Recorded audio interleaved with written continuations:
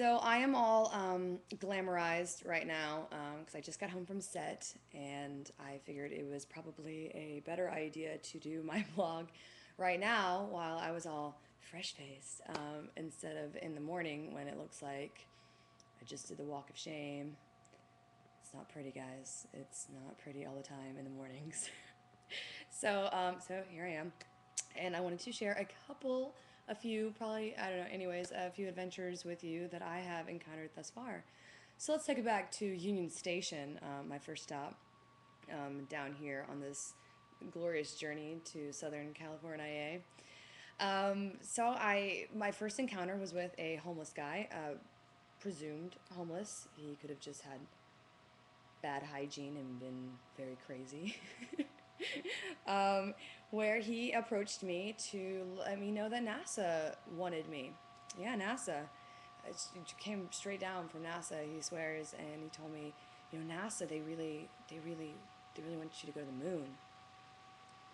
It's like they want to pay you $1 million. I was like, wow, that sucks. I'm claustrophobic, so I can't. And he was like, I really believe in women's rights, and I think that women should have equal rights, And I was like, yeah, pretty sure that women have equal rights these days. He looked totally offended. I don't know. I was totally wrong on that. Way off the wagon on that one. So he kind of like did like a little Jack Bauer move, like into his wrist, and like shot me a couple of looks, and I was like, creepy. um, and but then he actually kept going. He was like telling me how he was on The Price is Right, and he always takes the train up from San Diego to go on The Price is Right, like a lot of times, and how he still had a little yellow name tag on, and he was telling me how he's never been called on down, and he doesn't know why, and why I continue to engage in this conversation, I do not know. And I was just like, it's like, well, you gotta go in a group, like, that's people always like it's like the group of Marines or like the colleges, and you gotta go in a group, and that's how you get called on down. And he was like, he just kind of walked off. I thought that was the end of it. I was wrong. So I get on the train, and we go on, we're cruising, we stop in Anaheim, like awesome. And the train conductor comes over the intercom and informs us all that somebody is driving on the tracks. So we're gonna have to back up to the last station and then take a detour. So that was like an hour detour. Meanwhile, homeless McGee found me in my cart. I tried to play like I was sleeping, like real quick, but I wasn't quick enough for his eagle eye. And he comes, sits down, and he's like, just thinking about what you said to me, and I think that's why all these years I've never been called on down to The Price is Right. Like, I haven't been in a group. So do you think like the next time that I go up from San Diego, like, you could come with me and like bring some of your friends? And like, look, on the one hand, I felt bad. I was like, oh, like, I don't have any friends, like. And sucker me, like almost got roped into actually going with them to The Price is Right.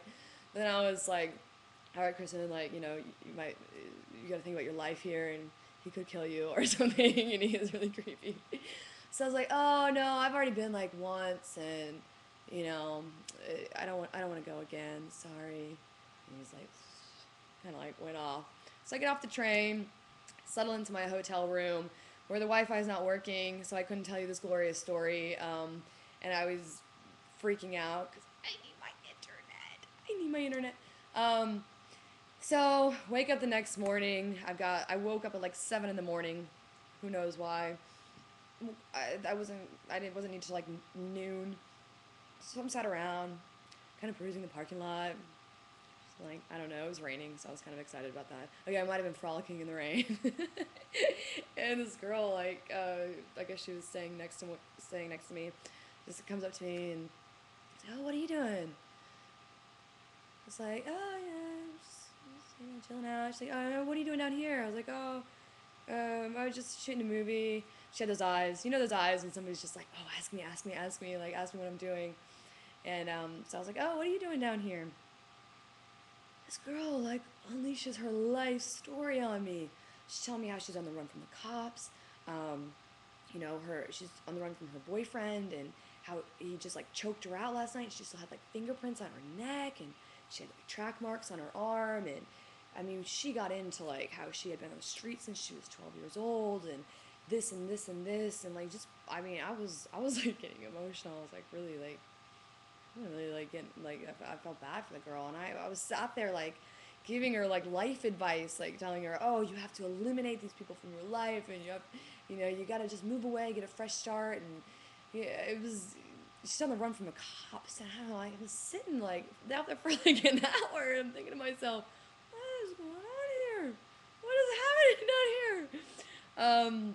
It was actually a really good moment. I don't want to like you know take away and say it was funny. It was kind of one of those moments where like, is this really happening to me right now? Is this really happening to me right now? But it was good. It's nice to have those rare opportunities in life where you think you might be able to reach someone. Anyways, so then I went to set, had my first day of shooting, which was, you know, interesting to say the least. It was, you know, it was an intense scene.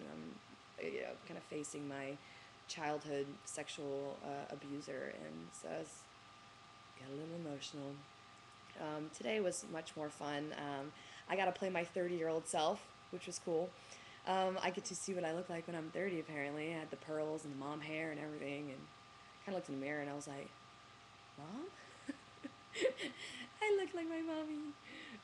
Anyways, I had like a little 5-year-old kid, and he was super cute, and he had long eyelashes that I was uber jealous of. But it was fun. It was a fun scene. And then I had the club scene tonight where I got to play drunk girl. I was like, I want a method act. Give me some red vino, but they weren't buying it. Although on my first take of the master shot, the table, it was wobbly. Okay, it wavered, and I may or may not have smashed all glasses on the table when I left. All the martini glasses, beer glasses, shot glasses all went down the table, glass everywhere, and art department gave me those eyes, and I was like, oh. The director loved it. He thought it was hilarious. Everybody's laughing, and I was like, but I totally smashed all the glasses. But hey, you know, when you're drunk, sometimes things just happen, and it's out of your control, and glasses smashed everywhere. Anyways, so that was the end of today. It was fun, awesome, and that's really all I have to say right now. I'll keep you posted as to what exciting things are happening in life here in the dirty South.